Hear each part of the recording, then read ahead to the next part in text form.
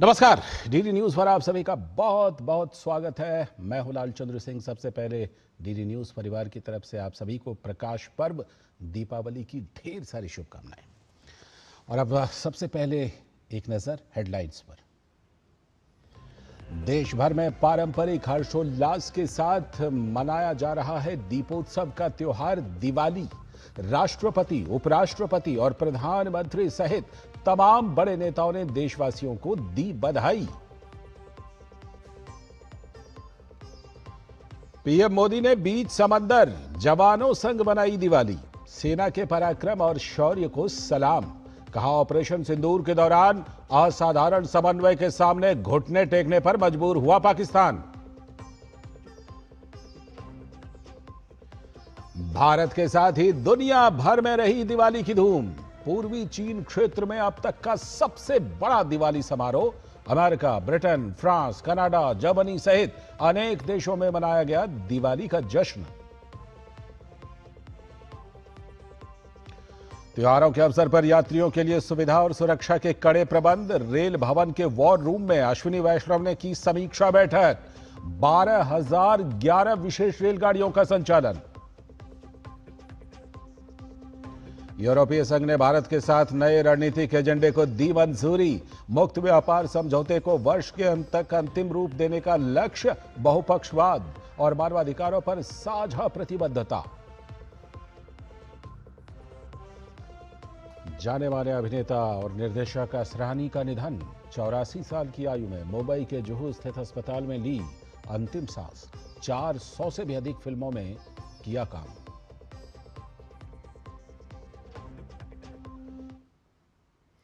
Headlines के बाद खबरें विस्तार से और शुरुआत करते हैं दीपावली की खबरों के साथ।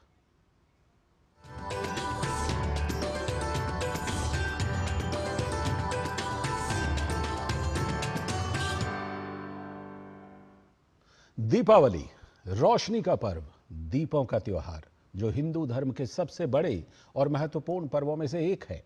यह उत्सव है खुशियों, समृद्धि और आपसी स्नेह का। जब हम अपनों के साथ मिलकर खुशियां बांटते हैं और उनके जीवन में भी प्रकाश और सकारात्मकता की कामना करते हैं। इसी उल्लास से सराबोर संपूर्ण देश में कैसे मनाया गया यह ज्योति पर्व, आइए जानते हैं।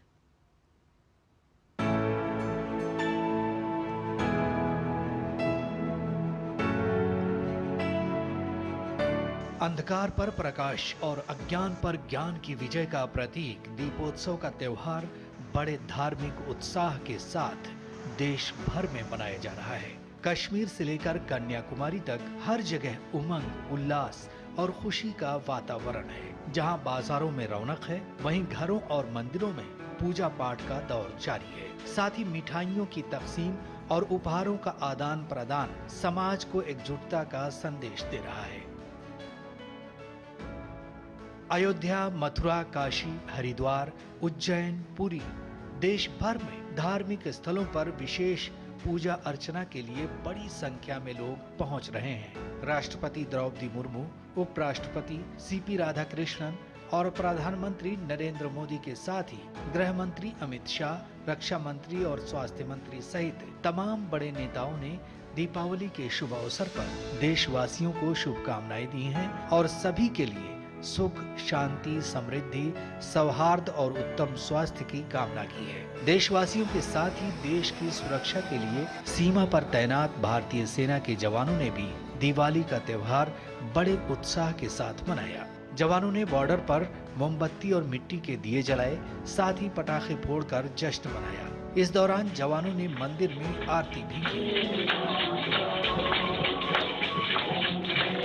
मान्यता है कि इसी दिन भगवान श्री राम 14 वर्ष के वनवास के बाद अयोध्या लौटे थे। उनके आगमन की खुशी में अयोध्या वासियों ने दीप जलाकर स्वागत किया था, जो आज परंपरा बनकर हर कोने को आलोकित करते हैं। Bureau report, DD news.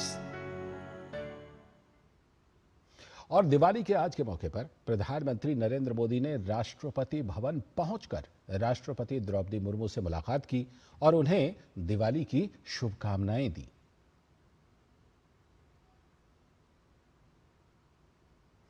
और प्रधानमंत्री नरेंद्र मोदी ने दीपावली के मौके पर उपराष्ट्रपति सीपी राधाकृष्णन के आवास पर भी पहुंचकर उनसे भी मुलाकात की। पीएम ने उपराष्ट्रपति को दीपावली की शुभकामनाएं दी।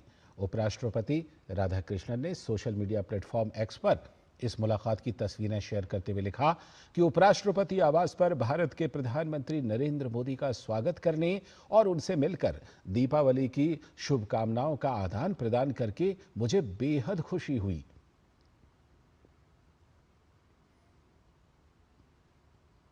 और प्रधानमंत्री नरेंद्र मोदी तो हर बार दिवाली वीर जवानों के साथ ही मनाते हैं और इसी परंपरा को आगे बढ़ाते हुए पीएम इस बार भी जवानों के बीच पहुंच गए।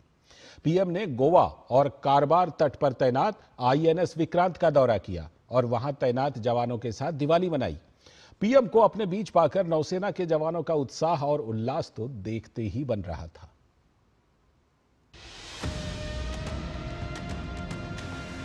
आईएनएस विक्रांत, नौसेना के जवान, गोवा का तट और समंदर की गहराइयों में प्रधानमंत्री मोदी की मौजूदगी जवानों के लिए गर्व और खुशी का अद्भुत क्षण।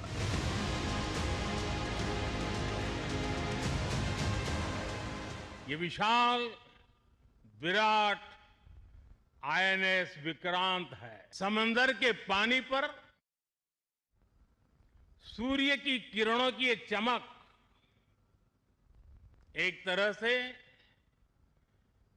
वीर जवानों द्वारा जलाए दीपावली के दिए हैं। ये हमारी अलौकिक दीपमालाएं हैं।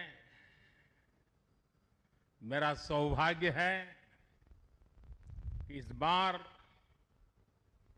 मैं नौसेना के आप सब वीर जवानों के बीच ये दिवाली का पावन पर्व मना रहा हूं। भारतीय जवानों के साहस, उनके धैर्य और कौशल की प्रधानमंत्री ने जमकर तारीफ की। उन्होंने कहा कि फौलादी पनडुब्बियों और विशाल युद्धपूतों को हमारे जवानों के परिश्रम, उनके समर्पण और उनकी साधना ने जीवंत बनाया है। प्रधानमंत्री ने कहा कि दीपावली के इस अवसर पर वह अपने परिवार वालों के बीच संतोष का अद्वितीय पल महसूस कर रहे हैं। जब आपसे निकट रह करके आपकी सांस को अनुभव कर रहा था, आपकी धड़कन को महसूस कर रहा था, आपकी आंखों की वो चमक को देख पा रहा था, तब मैं रात जब सोया, कल थोड़ा जल्दी सोया, जो कभी सोता नहीं हूं। शायद जल्दी सोने का कारण भी ये होगा कि आपको जब कल दिन भर देखा तो भीतर जो संतोष का भाव था, वो नींद मेरी नहीं, संतोष की नींद थी। तिरंगा लहराया ऊंचा, देश की जीत और शान हुई। सिंदूर की कीमत उस दिन हर आतंकी को भान हुई। विशाल विराट आईएनएस विक्रांत से प्रधानमंत्री ने एक बार फिर तीनों सेनाओं के आपसी समन्वय, देश की सभी सुरक्षा इकाइयों के बेहतर तालमेल की सराहना की। उन्होंने याद किया कि ऑपरेशन सिंदूर, जिसने पाकिस्तान को घुटनों पर ला दिया था, इसी बेहतर समन्वय का परिणाम था। भारतीय नौसेना द्वारा जो भय पैदा किया गया है, भारतीय वायुसेना द्वारा दिखाए गए अद्भुत कौशल ने, भारतीय सेना की जांबाजी ने, तीनों सेनाओं के जबरदस्त समन्वय ने ऑपरेशन सिंदूर में पाकिस्तान को इतनी जल्दी घुटने टेकने पर मजबूर कर दिया था। और इसलिए साथियों, आज मैं फिर एक बार आईएनएस विक्रांत की इस पवित्र साधना स्थली से, पराक्रमी स्थली से तीनों सेना के जाबाज जवानों को फिर एक बार सैल्यूट करता हूं।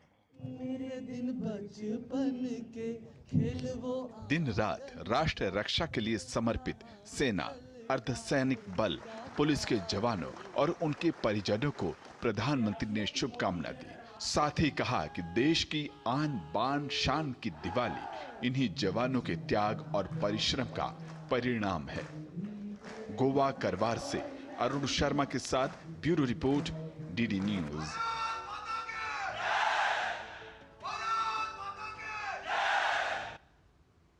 और दिवाली के अवसर पर जब प्रधानमंत्री नरेंद्र मोदी ने आईएनएस विक्रांत पर नौसेना के जवानों को संबोधित किया तो पीएम ने रक्षा क्षेत्र में देश की आत्मनिर्भरता को सराहा और इस बात को रेखांकित किया कि रक्षा क्षेत्र में आयातक से निर्यातक बन रहा है भारत।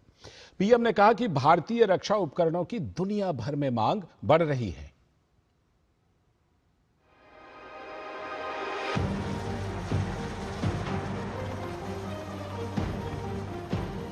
स्वदेशी युद्धपोत आईएनएस विक्रांत की प्रधानमंत्री ने भरपूर सराहना की। उन्होंने बताया कि बीते 10 साल में देश रक्षा सामग्री निर्माण में आत्मनिर्भर हुआ है और स्वदेशी की ताकत पूरी दुनिया ने देखी है। हमें गर्व है कि पिछले एक दशक से हमारी सेनाएं तेजी से आत्मनिर्भरता की ओर कदम बढ़ा रही है। हमारी सेनाओं ने हजारों ऐसे सामानों की लिस्ट बनाई और तय किया कि अब ये सामान बाहर से नहीं मंगवाया जाएगा। नतीजा ये हुआ कि सेना के लिए जरूरी ज्यादातर साजो सामान अब देश में ही तैयार होने लगा है। पिछले 11 वर्षों में हमारा डिफेंस प्रोडक्शन 3 गुना से ज्यादा हो गया है। पिछले साल तक ये रिकॉर्ड 1.5 लाख करोड़ रुपए से अधिक पहुंच गया है। प्रधानमंत्री ने बताया कि नौसेना को अब तक 40 से ज्यादा मेड इन इंडिया पनडुब्बी और युद्धपोत बीते 11 साल में मिल चुके हैं। अब निर्माण क्षमता इतनी बढ़ चुकी है कि हर 40वें दिन एक युद्धपोत या पनडुब्बी नौसेना में शामिल की जा रही है। हमारी ब्रह्मोस और आकाश जैसी मिसाइलों ने ऑपरेशन सिंदूर में भी अपनी क्षमता साबित की है। ब्रह्मोस को तो नाम ही ऐसा है कि सुनते ही कई लोगों को चिंता हो जाती कि ब्रह्मोस आ रहा है क्या। अब दुनिया के कई देश इन मिसाइलों को खरीदना चाहते हैं। मुझे विश्व के जो भी लोग मिलते हैं उनकी इच्छा एक होती है कि हमें भी मिल जाए। भारत तीनों ही सेनाओं के लिए हथियार और उपकरण एक्सपोर्ट करने की क्षमता बिल्ड कर रहा है। हमारा लक्ष्य है कि भारत पूरी दुनिया के टॉप डिफेंस एक्सपोर्टर देशों में शामिल हो। पिछले एक दशक में हमारा डिफेंस एक्सपोर्ट 30 गुना से अधिक बढ़ गया है और सफलता के पीछे हमारी बहुत बड़ी भूमिका डिफेंस स्टार्टअप की है, स्वदेशी डिफेंस इकाइयों की है। प्रधानमंत्री ने कहा कि जमीन से अंतरिक्ष तक जो सफलताएं देश को मिली हैं, इन सभी के पीछे राष्ट्र निर्माण की संकल्प शक्ति, प्रगति का विश्वास और गति का लक्ष्य है। गोवा करवार से अरुण शर्मा के साथ ब्यूरो रिपोर्ट, डीडी न्यूज। और उत्तर प्रदेश के मुख्यमंत्री योगी आदित्यनाथ ने दीपावली पर प्रदेशवासियों को शुभकामनाएं दी। उन्होंने कहा, अयोध्या आज भव्य और दिव्य नगरी के रूप में पूरी दुनिया को आकर्षित कर रही है। योगी ने कहा, ये वही अयोध्या है जिसे विदेशी आक्रांताओं ने अपमानित किया था और कांग्रेस सरकारों ने भगवान राम के अस्तित्व पर ही सवाल उठाए थे। समाजवादी पार्टी पर भी निशाना साधते हुए उन्होंने कहा कि राम भक्तों को लहूलुहान कर पूरी अयोध्या को पहचान के लिए मोहताज बना दिया था। अब अयोध्या का खोया वैभव लौट आया है और दीपोत्सव उसी का प्रतीक है। पूरे प्रदेशवासियों को मैं दीपावली की हृदय से बधाई देता हूं। कल का दीपोत्सव का साक्षी बना अयोध्या, ये अयोध्या वही अयोध्या है जिस अयोध्या को विदेशी आक्रांताओं ने अपमानित किया था, जिस अयोध्या में भगवान राम के अस्तित्व को कांग्रेस की सरकारों ने नकारने का कुत्सित प्रयास किया था, जिस अयोध्या में समाजवादी पार्टी ने राम भक्तों के लहूलुहान करते हुए पूरी अयोध्या को पहचान के मोहताज के साथ तमाम प्रकार के षड्यंत्र किए थे। और हरियाणा के मुख्यमंत्री नायब सिंह सैनी ने भी दीपावली के मौके पर धर्मनगरी कुरुक्षेत्र में स्थानीय लोगों से मुलाकात की और उन्हें त्योहार की शुभकामनाएं दी। और देहरादून के सहस्त्रधारा स्थित मझारा गांव में इस दिवाली दीपों के साथ साथ नई उम्मीदों की रोशनी भी जगमगा उठी है। उत्तराखंड के मुख्यमंत्री पुष्कर सिंह धामी ने आपदा प्रभावित परिवारों से मुलाकात की। इस दौरान उन्होंने प्रभावितों को हर संभव मदद का आश्वासन देते हुए फल वितरित किए। 15 सितंबर को मझारा और कार्लीगाड़ गांवों में आई आपदा ने जनजीवन को पूरी तरह से अस्त व्यस्त कर दिया था, जिसमें कई घर मलबे में दब गए थे। और दिवाली के अवसर पर भाजपा के राष्ट्रीय महासचिव तरुण चुघ ने कहा कि आजीवन देश की सनातन संस्कृति का विरोध करने वाली कांग्रेस और समाजवादी पार्टी आज भगवान श्री राम के नाम पर ज्ञान बांटने का प्रयास कर रही है। उन्होंने कहा, ये वही लोग हैं जिन्होंने प्राण प्रतिष्ठा के ऐतिहासिक कार्यक्रम का बहिष्कार किया था और आज ये लोग रामनवमी है और दीपोत्सव पर सीख दे रहे हैं। इनके मुख से प्रभु राम का व्याख्यान कपटपूर्ण और ढोंगपूर्ण दिखता है। राम भक्त और जनता उन्हें बर्दाश्त नहीं करेगी। कांग्रेस और अखिलेश यादव समाजवादी पार्टी आज भगवान श्री राम के नाम पर ज्ञान बांटने की कोशिश कर रही है। ये जनता को स्वीकार नहीं है, राम भक्तों को स्वीकार नहीं है। जिन्होंने निहत्थे निर्दोष राम भक्त कार सेवकों पर सिर्फ वोट बैंक के लिए गोलियां चलवाई थी, उन्हें दीपावली कैसे अच्छी लग रही, कैसे याद आ गई। समाजवादी पार्टी के राज में अयोध्या की गलियां खून से लाल थी और सरयू की धारा लाशों से पटी थी। ऐसे लोग रामनवमी और दीप उत्सव पर सीख देने निकले हैं। जब भगवान श्री राम के मंदिर की प्राण प्रतिष्ठा का ऐतिहासिक कार्यक्रम हुआ था तो इन्हीं नेताओं ने उसका बहिष्कार किया था। और रेल मंत्री अश्विनी वैष्णव ने दीपावली और छठ पर्व के मद्देनजर रेलवे बोर्ड के वॉर रूम का दौरा कर त्योहारी सीजन के दौरान यात्रियों की आवाजाही की स्थिति की समीक्षा की। उन्होंने 24 घंटे समर्पित भाव से कार्य कर रहे कर्मचारियों की प्रशंसा की और उन्हें दीपावली की हार्दिक शुभकामनाएं दी। भारतीय रेलवे द्वारा त्योहारों के दौरान यात्रियों को सुगम, सुरक्षित और आरामदायक यात्रा अनुभव प्रदान करने के लिए पूरी तत्परता से कार्य किया जा रहा है। नियमित ट्रेनों के अतिरिक्त बढ़ी हुई यात्रा मांग को पूरा करने हेतु भारतीय रेल ने 1 से लेकर 19 अक्टूबर 2025 के बीच 3,960 विशेष ट्रेनों का सफलतापूर्वक संचालन किया, जिससे देश भर में यात्रियों की निर्बाध आवाजाही सुनिश्चित हो सकी। और दीपावली और छठ पूजा के मौके पर अपने घरों की ओर जा रहे लोगों के लिए भारतीय रेलवे ने व्यापक इंतजाम करते हुए काफी स्पेशल ट्रेनें चलाई हैं।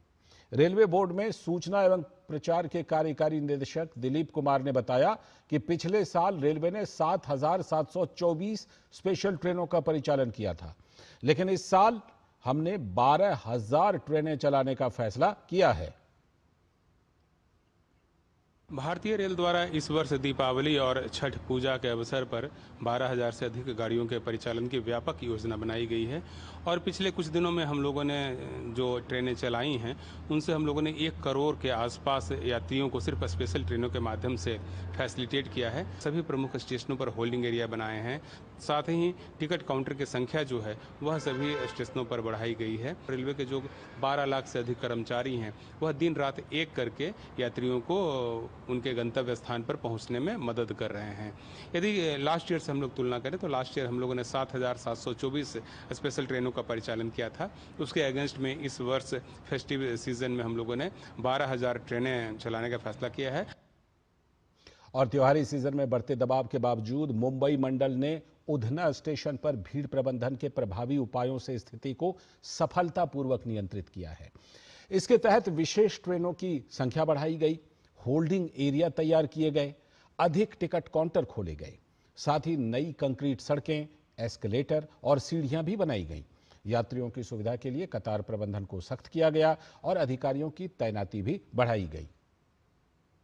तो अभी कैसा व्यवस्था यहाँ का, ऐसा जो लगा? बढ़िया व्यवस्था था यहाँ पे। हाँ, आप लोग पूरा फैमिली बच्चे के साथ में जा रहे हैं? हाँ, सबके साथ जा रहे हैं। अच्छी है। सीट वगैरह तो बढ़िया से मिलेगा? किसी तरह कोई दिक्कत वगैरह? कोई दिक्कत नहीं, प्रशासन बहुत बढ़िया से व्यवस्था था, कोई दिक्कत नहीं। बहुत सुविधा मिला है जी। अच्छा। बहुत पुलिस वाले सब बहुत सुविधा दिया है, पानी का, बैठने का सब करके, टिकट चेक करके टिकट काटने को सुविधा मिला है। अच्छा। फिर ट्रेन में बिठा के बहुत सुविधा से हम जाएंगे। तो आप खुश है रेल प्रशासन से? एकदम खुश है। इस तरह से चलेगा तो पूरा पब्लिक खुश रहेगा। और अब बात अच्छे बदलाव की। छत्तीसगढ़ के नक्सल प्रभावित जिलों के दूर दराज के गांव मानपुर, मोहला, मानपुर, अंबागढ़ चौकी में लोग आईटीबीपी जवानों के साथ दिवाली मना रहे हैं। कई गांवों में पहली बार दिए जलाकर और भजन गाकर लोगों ने जवानों के साथ दिवाली मनाई। ये मौका खास है जब यहां स्थानीय लोग देश के जवानों के साथ मिलकर त्योहार मना रहे हैं। आईटीबीपी जवानों की बेहद मोहक तस्वीर देखिए कि कैसे उन्होंने अपने घरों से दूर स्थानीय लोगों के साथ दीपावली के इस पर्व को मनाया।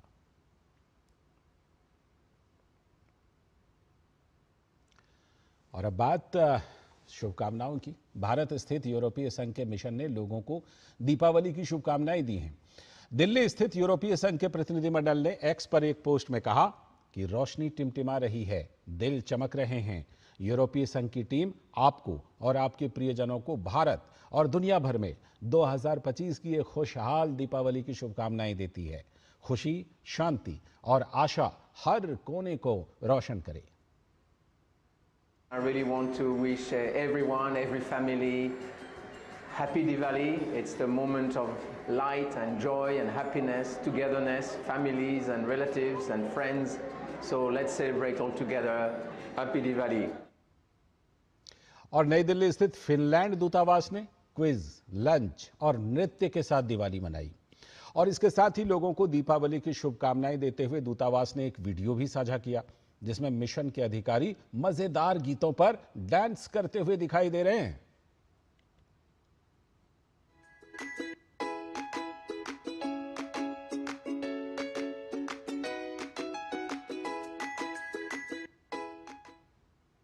और अब 7 समंदर पार की दीपावली।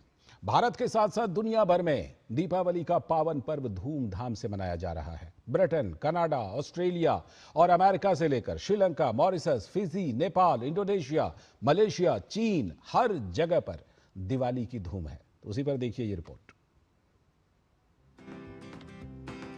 भारत के साथ दुनिया भर में दीपावली का पावन पर्व धूमधाम से मनाया जा रहा है। चीन के शंघाई में भारतीय दूतावास में पूर्वी चीन क्षेत्र में अब तक के सबसे बड़े दिवाली समारोह का आयोजन किया गया। सिंगापुर के प्रधानमंत्री लॉरेंस वोंग ने एक वीडियो साझा करते हुए लोगों को दिवाली की शुभकामनाएं दी। दियों की चमक से लेकर भांगड़े की ताल तक न्यूजीलैंड में दिवाली की रौनक जगमगा रही है। ऑस्ट्रेलिया में मेलबर्न से लेकर सिडनी तक कई शहरों में दिवाली मनाई गई। ऑस्ट्रेलिया के प्रधानमंत्री एंथोनी अल्बानीज ने एक्स पर एक वीडियो मैसेज साझा करते हुए लोगों को दिवाली की बधाई दी। I wish everyone a very happy Diwali.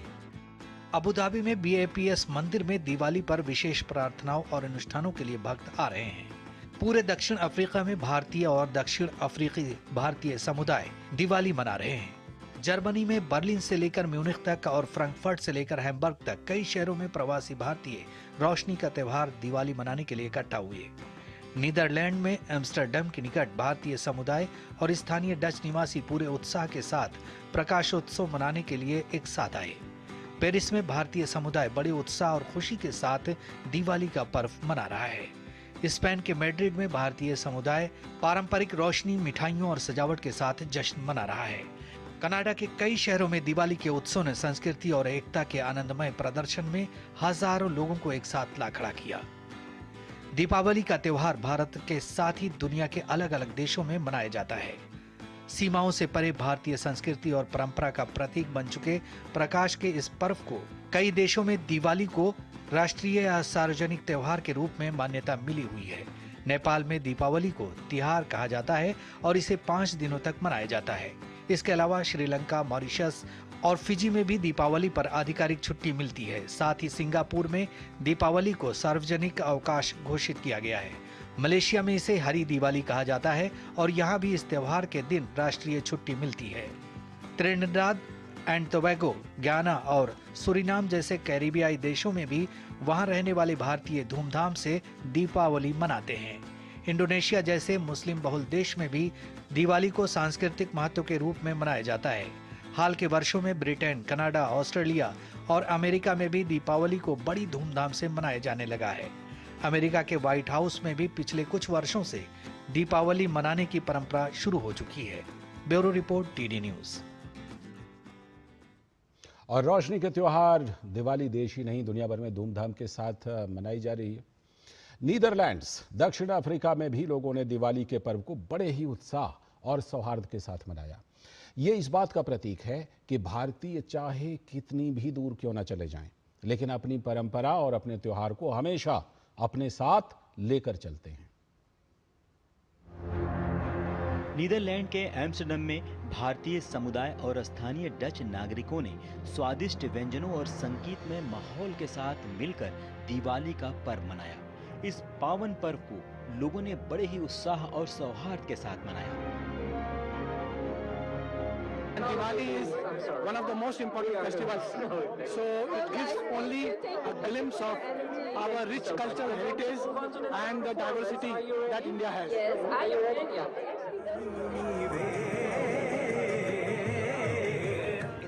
स्थानीय लोगों ने इसमें बढ़ चढ़कर हिस्सा लिया। लोगों ने इसमें भाग लेकर बता दिया कि यह उत्सव केवल भारतीय परंपरा का प्रतीक नहीं, बल्कि इसमें दो संस्कृतियों के बीच मित्रता, साझेदारी का सुंदर संदेश भी छिपा है।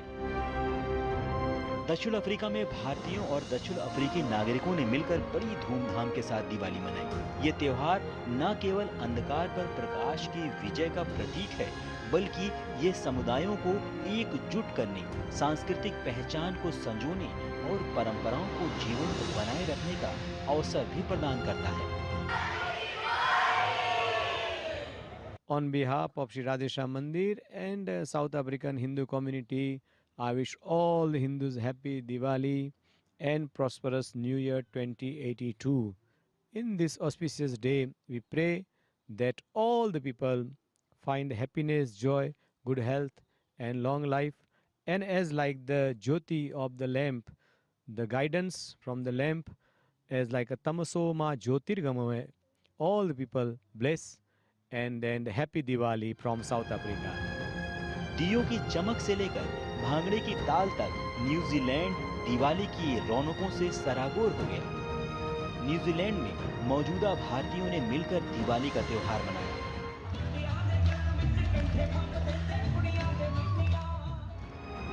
लोगों ने बता दिया कि एक भारतीय चाहे कितनी ही दूर क्यों न चला जाए, लेकिन अपनी परंपरा और अपने त्योहार को हमेशा अपने साथ लेकर चलते रहते हैं। एम्स्टर्डम से मार्क लिम्बर, न्यूजीलैंड से सौम्या शर्मा की रिपोर्ट, डीडी न्यूज।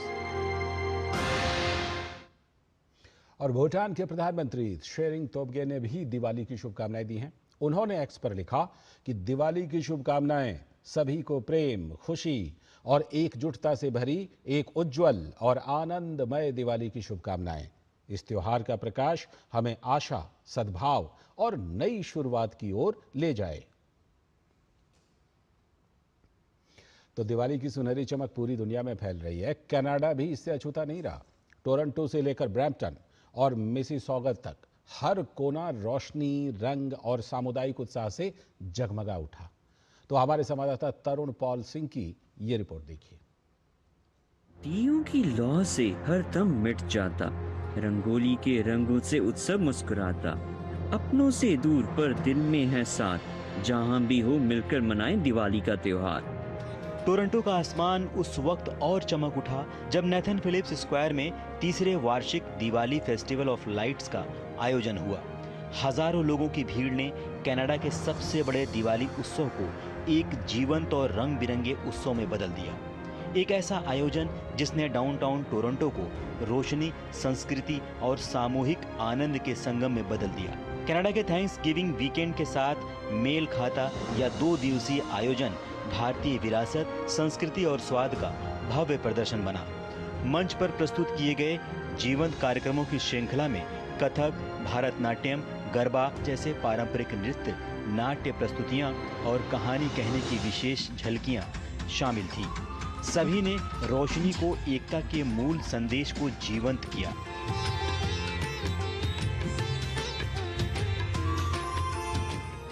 मंच के बाहर त्योहार ने हर किसी को उत्साहित किया। खुले मैदान में लगे बाजार में गर्मा गर्म समोसे, चटपटे चाट के स्टॉल और बच्चों के लिए खेलों और गतिविधियों से भरपूर विशेष इंतजाम था। इस अवसर को और खास बनाया बॉलीवुड की मशहूर कोरियोग्राफर और निर्देशक फराह खान ने, जो न सिर्फ भीड़ से मिली बल्कि मंच पर आकर डांस भी कराया। टोरंटो की मेयर ओलिविया चाउ की उत्साही भागीदारी ने यह दिखाया कि स्थानीय प्रशासन किस तरह से बहुसांस्कृतिक आयोजनों को अपनाता है और समर्थन देता है। हर वर्ग, हर पृष्ठभूमि के लोग सभी ने मिलकर इस पर्व को मनाया। स्थानीय अधिकारी और समुदाय के नेता भी जब इस उत्सव में शामिल हुए तो यह स्पष्ट हो गया कि दिवाली अब केवल भारतीय समुदाय का नहीं बल्कि कनाडा की सांस्कृतिक पहचान का भी एक अभिन्न हिस्सा बन चुका है। अपने देश से दूर रहकर भी वो परंपराओं की लौ को प्रज्वलित रखे हुए हैं और इस रोशनी में पूरे कनाडा को भी शामिल कर रहे हैं। कनाडा टोरंटो से तरुण पाल सिंह की रिपोर्ट, डीडी न्यूज।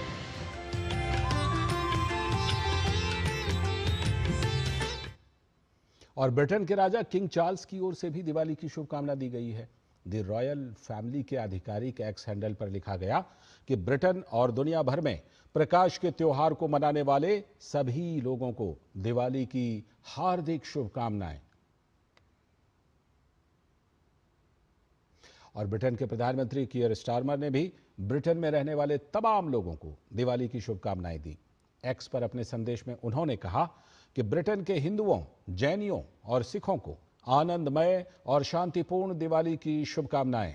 उन्होंने लिखा कि इस महीने की शुरुआत में मैंने भक्ति, आनंद और नए बंधनों के प्रतीक के रूप में मुंबई में एक दिया जलाया था। प्रकाश के इस त्योहार का जश्न मनाते हुए आइए हम एक ऐसे ब्रिटेन का निर्माण करें जहां हर कोई आशा के साथ भविष्य को देख सके। और रोशनी का त्योहार दिवाली भारत की सीमाओं से सुदूर अपनी चमक और गर्माहट बिखेर रहा है और फ्रांस की राजधानी पेरिस में भी भारतीय समुदाय पूरे उत्साह और उमंग के साथ इस पर्व को मना रहा है। तो पेश है हमारी संवाददाता रोहिणी गोसावी की ये खास रिपोर्ट।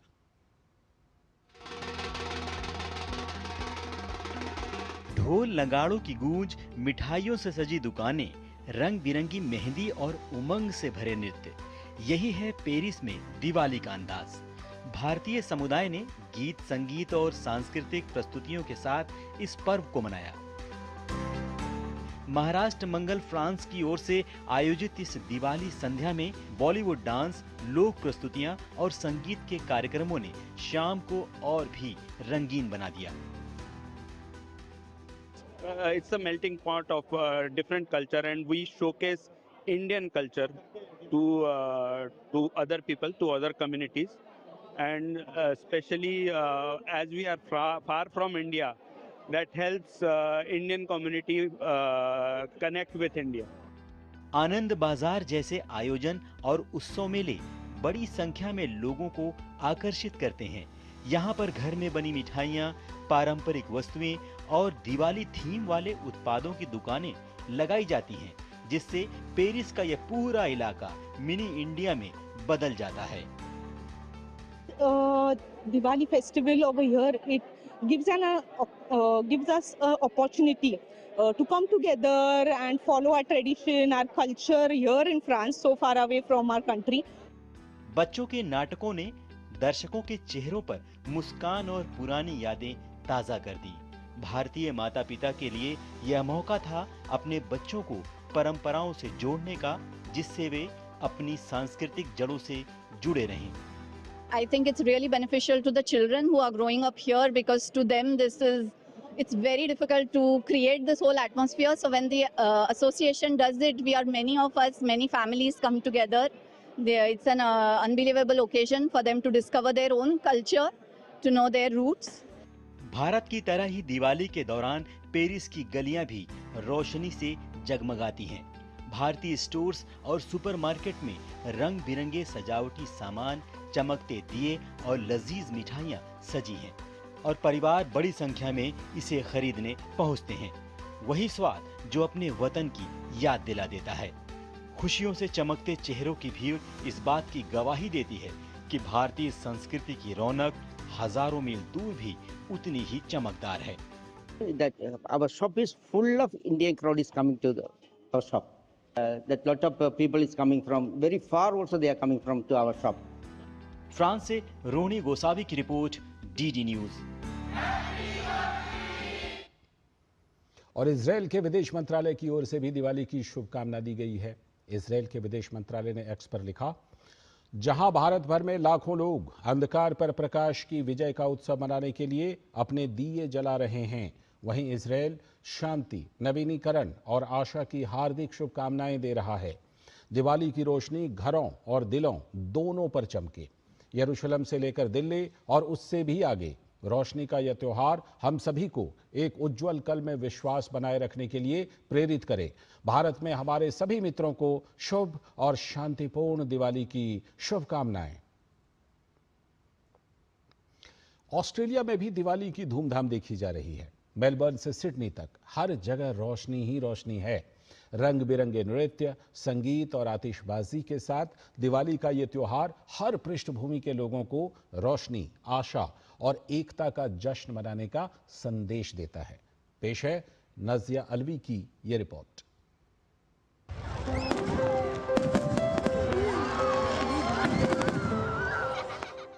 दिवाली, जो कभी ऑस्ट्रेलिया में सिर्फ सामुदायिक हॉलों तक सीमित थी, अब पूरे देश में मुख्य धारा का हिस्सा बन चुकी है। शहरों की प्रमुख इमारतों से लेकर क्षेत्रीय परिषदों तक रोशनी का ये त्योहार अब ऑस्ट्रेलिया के हर कोने को रोशन कर रहा है। Amazing event in Canberra, celebrating the beautiful festival of light overcoming darkness and the community getting together. It's such a privilege to be here, and thank you to everyone, to CIC for this beautiful event. भारतीय मूल के 10 लाख से अधिक लोगों के साथ भारतीय प्रवासी समुदाय अब ऑस्ट्रेलिया का दूसरा सबसे बड़ा विदेशी मूल का समुदाय बन चुका है और सबसे तेजी से बढ़ने वाला समुदाय भी। आबादी में वृद्धि की झलक इस साल की दिवाली की भव्यता में भी दिखाई पड़ रही है।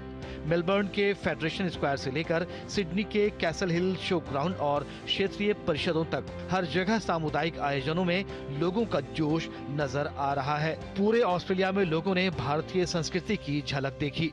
रंगारंग कार्यक्रमों में शास्त्रीय नृत्य, बॉलीवुड गानों से लोग मंत्रमुग्ध होते रहे। पर्रा मट्टा से लेकर पॉइंट कुक के कस्बों तक में भारतीय दुकानों में रौनक रही। दिए, माँ लक्ष्मी की मूर्तियाँ, गेंदे के फूल और मिठाइयाँ बिकती रहीं। Shubh Diwali, my name is Saskia Maven. I'm here in Canberra and this is my very first Diwali. I know it's all about light succeeding over darkness and enjoying prosperity and fun with your family and friends. There's going to be lots of good food, lots of dancing, a little bit of magic, and we'll see what else. I'll let you know at the end of the night. अगरबत्ती की खुशबू और दियों की चमक ने shopping streets को mini India में बदल दिया। कई शहरों में शानदार आतिशबाजी का नजारा देखा गया। ब्यूरो रिपोर्ट के साथ नाजिया अलवी की रिपोर्ट, डीडी न्यूज। और भारतीय सेना के जवानों ने जम्मू कश्मीर में कठुआ के सीमावर्ती क्षेत्र में उत्साहपूर्वक दिवाली मनाई। जवानों ने दीप जलाए, मिठाइयां बांटी और गीत संगीत के साथ खुशियां साझा की। समारोह में पारंपरिक लोकगीत और नृत्य प्रस्तुत हुए। अंत में जवानों ने देश के शहीदों को नमन किया और शांति की कामना की। और देश भर में दीपावली पर घरों, गलियों और ऐतिहासिक धरोहरों, प्रमुख इमारतों को दीपों और रंग बिरंगी रोशनी से सजाया गया। नई दिल्ली का रेलवे स्टेशन भी दिवाली की रात रंग बिरंगी लाइटों से जगमगा उठा। तो वहीं अक्षरधाम मंदिर को रंग बिरंगी रोशनी से सजाया गया। आकर्षक रोशनी से मंदिर की खूबसूरती तो देखते ही बन रही थी। भव्य सजावट देखने के लिए लोगों की भारी भीड़ उमड़ी।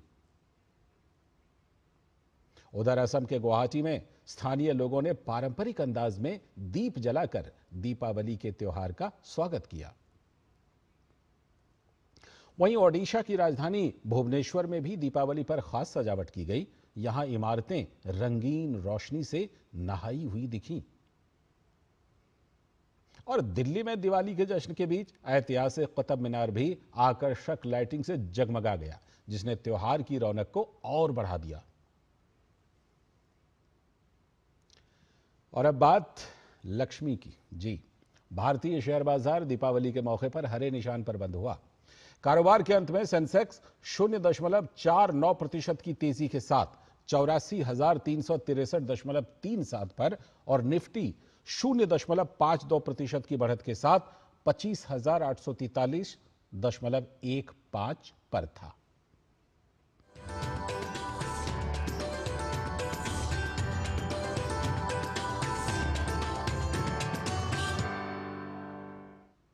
अब बात जीएसटी बचत उत्सव की।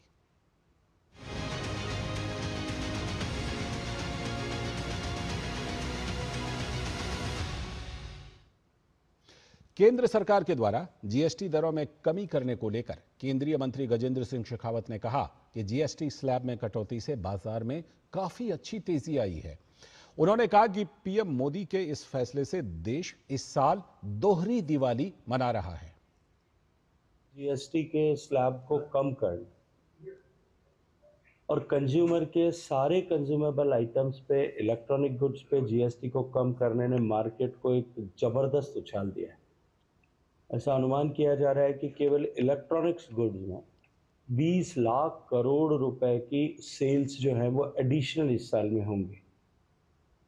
माननीय प्रधानमंत्री जी के इस फैसले से निश्चित रूप से देश ने डबल दिवाली इस बार मनाई है।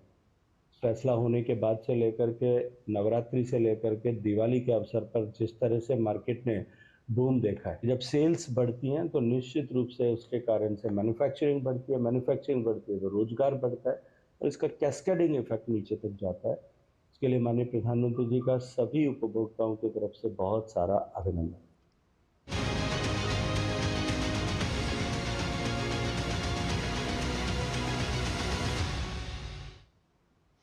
और ब्रसेल्स से दिवाली के अवसर पर एक अच्छी खबर आई है। यूरोपीय परिषद ने सोमवार को भारत के साथ एक नए रणनीतिक एजेंडे को मंजूरी दे दी। इस एजेंडा का उद्देश्य भारत और यूरोपीय संघ के बीच संबंधों को और गहराना है। परिषद ने उच्च प्रतिनिधि और यूरोपीय आयोग द्वारा प्रस्तुत संयुक्त संचार को स्वीकार करते हुए कहा कि नया एजेंडा समृद्धि और सतत विकास, तकनीक और नवाचार, सुरक्षा और रक्षा, कनेक्टिविटी तथा वैश्विक मुद्दों में सहयोग को आगे बढ़ाएगा। नए एजेंडे में विशेष रूप से भारत यूरोपीय संघ मुक्त व्यापार समझौते यानी एफटीए को प्राथमिकता दी गई है, जिसे वर्ष के अंत तक अंतिम रूप देने का लक्ष्य रखा गया है। परिषद ने इस समझौते में बाजार तक बेहतर पहुंच, व्यापार बाधाओं को दूर करने और सतत विकास से जुड़े प्रावधानों पर बल दिया। परिषद ने यह भी कहा कि बदलते भू राजनीतिक हालात में भारत के साथ सुरक्षा और रक्षा के क्षेत्र में सहयोग अहम है। दोनों पक्ष सुरक्षा और रक्षा साझेदारी को आकार देने की दिशा में काम कर रहे हैं, जिससे रक्षा उद्योग में सहयोग भी संभव होगा। परिषद ने उच्च प्रतिनिधि और यूरोपीय आयोग से आग्रह किया है कि वे इस नए रणनीतिक एजेंडा को ठोस रूप में लागू करने की दिशा में आगे बढ़ें। INS विक्रांत पर अपने संबोधन में प्रधानमंत्री ने माओवादी आतंकवाद के खिलाफ मिल रही कामयाबी पर विस्तार से चर्चा की। पीएम ने कहा कि जिन क्षेत्रों में माओवादी आतंकी संविधान को नहीं पहुंचने देते थे, आज वहां युवा हथियार छोड़कर संविधान को माथे से लगा रहे हैं। बीते वर्षों में देश ने एक और बड़ी उपलब्धि हासिल की है। ये उपलब्धि है माओवादी आतंक का खात्मा। आज देश नक्सली माओवादी आतंक से मुक्ति के कगार पर है। मुक्ति दस्तक दे रही है दोस्तों।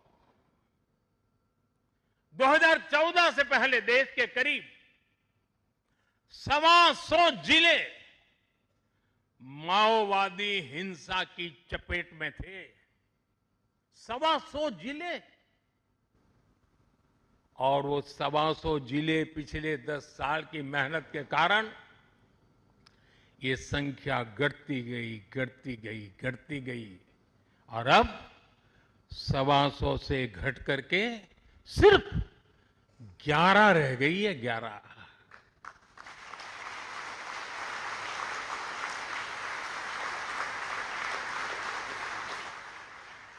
और 11 में भी जिसको थोड़ा अभी भी उनका प्रभाव नजर आ रहा है, वो संख्या तो सिर्फ 3 जिले बचे हैं।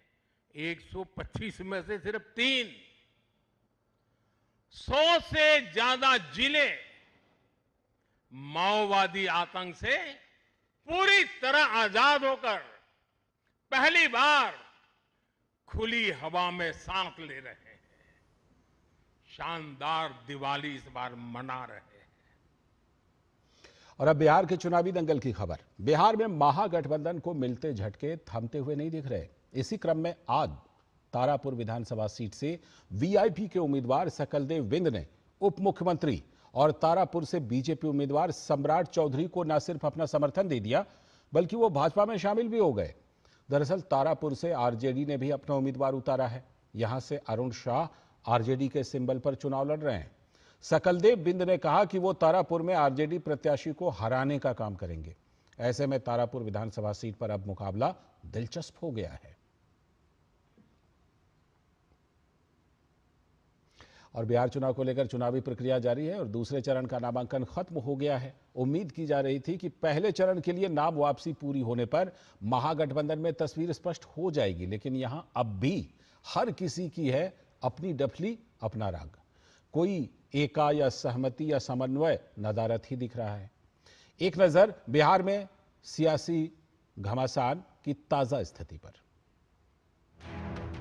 बिहार में दूसरे चरण का नामांकन खत्म होने के साथ ही पहले चरण के लिए नाम वापसी का काम पूरा हो गया, लेकिन महागठबंधन में ना तो सीटों का बंटवारा पूरा हुआ और न महारार खत्म हो पाई। आरजेडी ने 143 नामों की सूची जारी कर अपने सभी उम्मीदवारों का ऐलान कर दिया। आरजेडी की सूची के बाद कांग्रेस और आरजेडी के बीच 5 सीटों पर सीधा मुकाबला होने की स्थिति बन गई है। ये तब है जब आरजेडी ने कांग्रेस के प्रदेश अध्यक्ष राजेश राम के सामने उम्मीदवार नहीं उतारा है। वहीं 9 सीटें ऐसी हैं जिसमें महागठबंधन के उम्मीदवार एक दूसरे के खिलाफ मैदान पर उतर रहे हैं। आरजेडी और कांग्रेस के बीच सीधे टकराव वाली 5 सीटों में नरकटियागंज, कहलगांव, सुल्तानगंज, लालगंज, वैशाली शामिल हैं। ये सभी सीटें महागठबंधन की रणनीति के लिए चिंता का विषय हैं, क्योंकि इन सीटों पर वोटों के बंटवारे का सीधा लाभ एनडीए खेमे को मिल सकता है। केवल आरजेडी ही नहीं, कांग्रेस का टकराव वामपंथी दल सीपीआई से भी दिख रहा है। गठबंधन के 2 सहयोगी दल कम से कम 4 सीटों पर आमने सामने हैं। इनमें बछवाड़ा, रोसड़ा, राजापाकड़, बिहार शरीफ की सीट शामिल है। इस बीच सोमवार को कांग्रेस ने भी 6 उम्मीदवारों के नामों की घोषणा की है। वहीं विकासशील इंसान पार्टी ने भी 5 प्रत्याशियों की एक लिस्ट जारी की है। महागठबंधन में जारी सिरफुटौल पर भाजपा ने तीखा हमला बोला है। स्वार्थ की टकराहट है, स्वार्थ के लिए गठबंधन है। आरजेडी और कांग्रेस परिवारवादी पार्टी है, परिवार से बाहर सोचती नहीं है। अभी तक सीटों की संख्या तक गठबंधन नहीं डिसाइड कर पाया है। ये दोस्ताना संघर्ष राजनीति में नहीं होता है, ये गलत शब्दावली है। जनता इस बात को देख रहा है कि जो राष्ट्रीय जनता दल कांग्रेस महागठबंधन आज तक सीट का बंटवारा नहीं कर पाया, वो सरकार कैसे चला सकता है। महागठबंधन में जारी तकरार पर पूर्णिया से सांसद पप्पू यादव ने उम्मीदवारों के नामांकन के मामले में गठबंधन की कार्यप्रणाली पर सवाल उठाते हुए कांग्रेस को बड़ी नसीहत दी है। उन्होंने गठबंधन को लेकर बड़ा फैसला लेने का आह्वान किया है। ये 12 जगह कैंडिडेट उतार दिया गया डबल, इससे गठबंधन चलती है। कांग्रेस को निर्णय लेना चाहिए। तो जिस तरीके से टिकट बांटा गया है ये बिल्कुल गलत है। जिस तरह से उनका अहंकार और जो उनके बड़बोले दावे हैं उसकी कचूमर साथी दलों ने निकाल दी है। बिहार विधानसभा चुनाव के पहले चरण में 18 जिलों की 121 सीटों के लिए नाम वापस लेने का काम पूरा हो गया है। इस बीच दूसरे चरण के लिए नामांकन की प्रक्रिया भी सोमवार को पूरी हो गई। इस चरण में राज्य के 20 जिलों के 122 विधानसभा क्षेत्रों में 11 नवंबर को मतदान होगा। उम्मीदवार 23 अक्टूबर तक अपना नामांकन वापस ले सकते हैं। बिहार विधानसभा की 243 सीटों के लिए 2 चरणों में 6 और 11 नवंबर को वोट पड़ेंगे। ब्यूरो इनपुट के साथ कुमार आलोक और मधुरेश नारायण की रिपोर्ट, डीडी न्यूज। और केंद्रीय मंत्री अर्जुन राम मेघवाल ने बिहार विधानसभा चुनाव को लेकर बड़ा बयान दिया है। उन्होंने कहा कि बिहार में एनडीए के पक्ष में शानदार माहौल है और एनडीए प्रचंड बहुमत से बिहार में सरकार बनाने जा रही है। साथ ही मेघवाल ने महागठबंधन पर निशाना साधते हुए कहा कि उनमें तो दरार भी पड़ी हुई है और वो कुछ तय भी नहीं कर पा रहे हैं। उन्होंने कहा कि जनता आज भी लालू यादव के दौर के जंगल राज को याद करती है।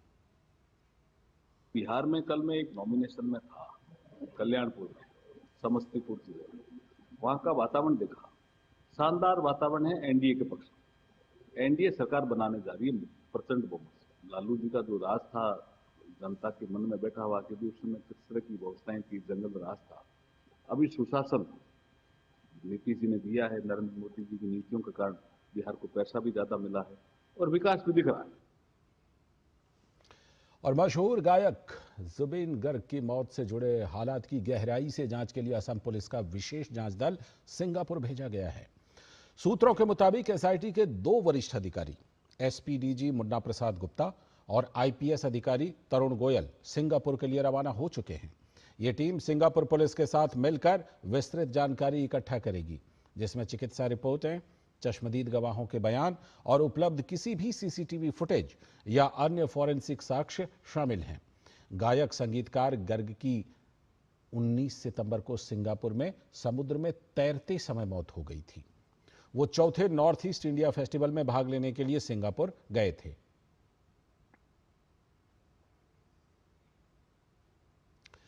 राष्ट्रीय स्वयंसेवक संघ के सरसंघ चालक मोहन भागवत ने केरल के पूर्व प्रांत संघ चालक पीईबी मेनन की श्रद्धांजलि सभा में शिरकत की। इस अवसर पर उन्होंने कहा कि मेनन जी ने जीवन जीने की ऐसी विरासत सौंपी है जो हर स्वयंसेवक के लिए प्रेरणा है। साथ ही उन्होंने सिखाया है कि एक व्यक्ति और संघ सेवक के रूप में हमें कैसा होना चाहिए और अपने काम को किस भावना से करना चाहिए। इसके साथ ही उन्होंने बताया कि मेनन जी ने संघ को आंदोलन या संगठन नहीं बल्कि एक साधना के रूप में देखा। He has left to us the legacy, how we should be as an individual. How should we manage our family as a Sangha family? How as a Swayam Sevak we should conduct in our business, earning activity. These things, they will remain with us forever. We understood Sangha not as a movement, not as an organization, not as an activity, but as a sadhana. और अब एक दुखद खबर बॉलीवुड से। जाने माने अभिनेता और निर्देशक असरानी का निधन हो गया। असरानी पिछले कई दिनों से स्वास्थ्य संबंधी शिकायत की वजह से मुंबई के जुहू स्थित अस्पताल में भर्ती थे और सोमवार दोपहर करीब 3:30 बजे उनका निधन हुआ। असरानी 84 साल के थे। उनका पूरा नाम गोवर्धन असरानी था और उनका जन्म साल 1941 में जयपुर में हुआ था। मशहूर फिल्म शोले से उन्हें काफ़ी प्रसिद्धि मिली थी। उन्होंने 400 से भी अधिक फिल्मों में काम किया। उन्होंने कॉमेडी के क्षेत्र में काफ़ी नाम कमाया।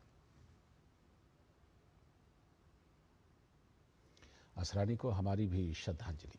और इसी के साथ इस बुलेटिन में फिलहाल इतना ही। हमें दीजिए अनुमति। नमस्कार।